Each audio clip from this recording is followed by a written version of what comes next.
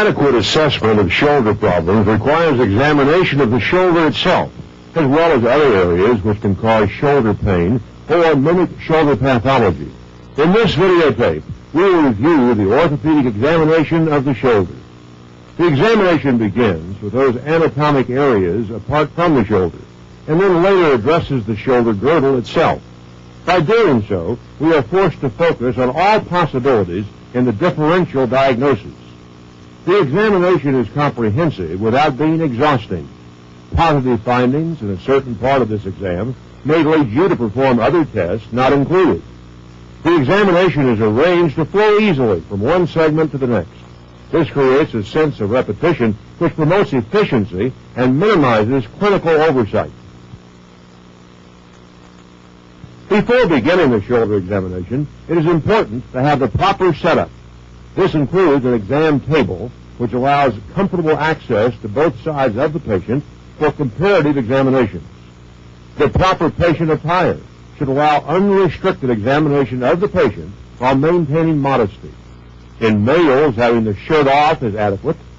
In this tape, we will use a female subject and demonstrate a specially designed gown that fulfills these requirements.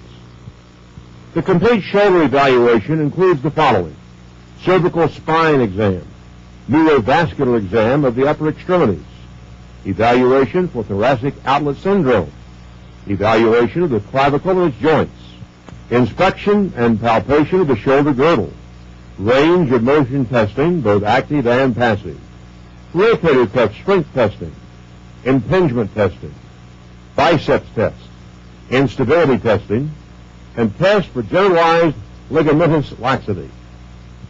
The examination begins with the cervical spine. Starting with the head in the upright position, 3 ranges of motion should be recorded. Flexion and extension are both described in degrees present. Lateral flexion is described in degrees from a sagittal reference point. Rotation is estimated in degrees from the neutral position. The compression test is a provocative test. Downward pressure is applied with the neck in slight extension. Pain radiated into the patient's arms may indicate cervical pathology. Sperling's test is another provocative test. The neck is stressed in lateral flexion, rotation, and compression. If pain occurs in the ipsilateral extremity, the test is considered positive. The neurovascular exam is a cursory exam which includes the following: radial pulses, test for thoracic outlet syndrome, and muscle strength testing of both upper extremities. The radial pulse is palpated and compared to the opposite extremity. The vascular exam includes provocative tests to evaluate vascular compression in the thoracic outlet. Keep in mind the reliability of these tests is low. Adson maneuver and Wright's maneuver. The classic Adson maneuver is performed with the arm at the side. The neck is hyperextended and rotated toward the ipsilateral side as the patient inspires deeply. Any decrease or obliteration of the radial pulse with concomitant reproduction of the symptoms is considered positive. Wright's test is performed with the arm abducted to 90 degrees and externally rotated. The neck is extended and rotated to the contralateral side as the patient inspires deeply. Again, any decrease or obliteration of the pulse with concomitant reproduction of the symptoms is considered a positive test. A rapid examination of the upper extremity motor strength follows, including the trapezius, deltoids, biceps, triceps, wrist extensors, wrist flexors, finger extensors, finger flexors, and the intrinsic muscles of the hand. The wall push-off test is then performed looking for scapular winging to evaluate the serratus anterior. If indicated, additional tests may be performed to complete the neurovascular exam, including evaluation of sensation and reflexes. Attention is now turned to the shoulder girdle itself. Inspection and palpation begin with the clavicle and its joints. This is begun medially with the sternoclavicular joint and progresses laterally over the body of the clavicle, ending with the acromioclavicular joint. An additional test used to elicit symptoms is the forced abduction test. Inspection and palpation continues with the glenohumeral and scapulothoracic joints, noting any asymmetry, warmth, or tenderness in these areas. Range of motion is tested both actively and passively. Active elevation is tested in forward flexion and abduction. Active external rotation is tested at both the side and at 90 degrees of abduction. Active internal rotation is measured by the spinal level, achieved by the thumbs behind the back. While viewing the posterior aspect of the patient, evaluate for scapulohumeral rhythm as they actively abduct their arms. Passive range of motion is measured with the patient in the supine position, with the shoulder extended over the edge of the examining table. Abduction is tested first with the arm brought up in the coronal plane. Passive external rotation is tested both at the side and at 90 degrees of abduction. The intrinsic muscles of the glenohumeral joint, the rotator cuff, are next evaluated for strength. Resisted external rotation tests the infraspinatus and the teres minor. Resisted internal rotation tests the subscapularis. Resist abduction with the arm held horizontally in the plane of the scapula, with thumbs pointing down to isolate supraspinatus weakness. Impingement syndrome and rotator cuff pathology are common causes of shoulder morbidity in the general population. Impingement pain is assessed with the following provocative signs: Mears impingement sign, Hawkins impingement sign, supraspinatus sign, and the impingement test. Mears impingement sign is produced by forced forward elevation of the pronated arm with the scapula stabilized.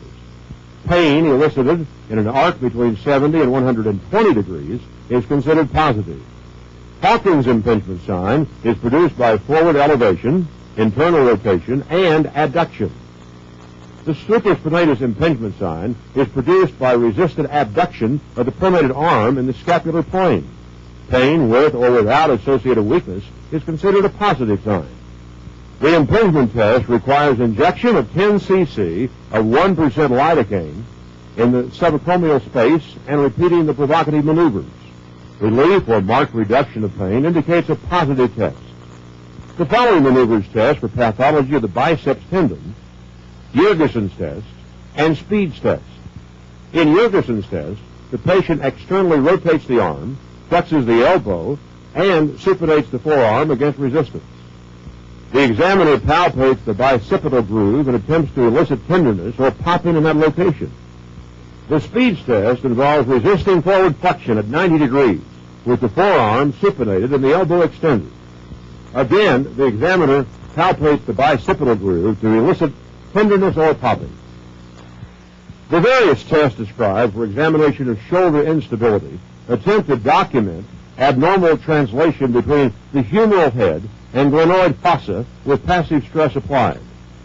The following tests are performed: the classic apprehension test, passive circumduction abduction maneuver, test for posterior instability, Cofield's translational stability test, performed in external rotation both sitting and supine, anterior and posterior drawers, tested in the supine position, Job's relocation test, and the Salkus test for inferior and multidirectional instability.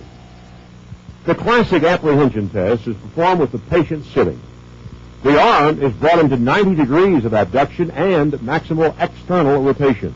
The test can be augmented by applying forward and downward pressure to the humeral head.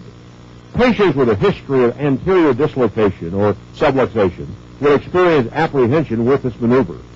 The passive circumduction abduction maneuver test for posterior instability. In the patient with this instability pattern, the humeral head subluxes in the abducted position and relocates with a palpable clunk as the arm is circumducted.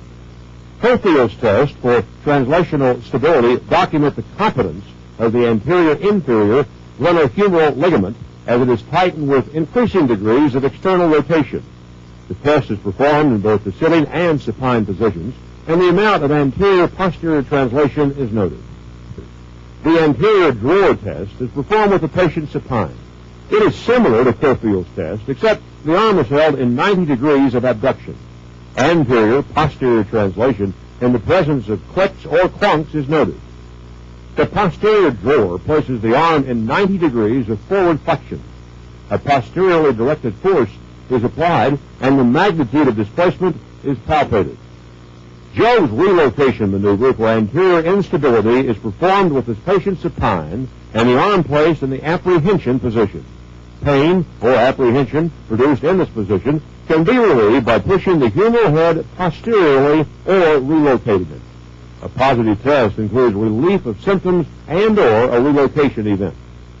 The inferior sulcus test involves placing general traction on the patient's arm in the sitting or supine position. A subacromial sulcus is associated with inferior or multidirectional instability. It is important to assess generalized ligamentous laxity in any patient with instability problems.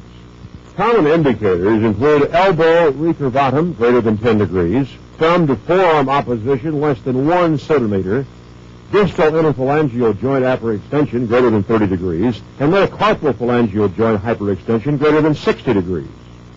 The method we have presented is a comprehensive but efficient assessment of the patient with shoulder complaints. Whatever method you choose to evaluate the shoulder, use the same test in the same sequence in order to develop both proficiency and efficiency in evaluating shoulder problems.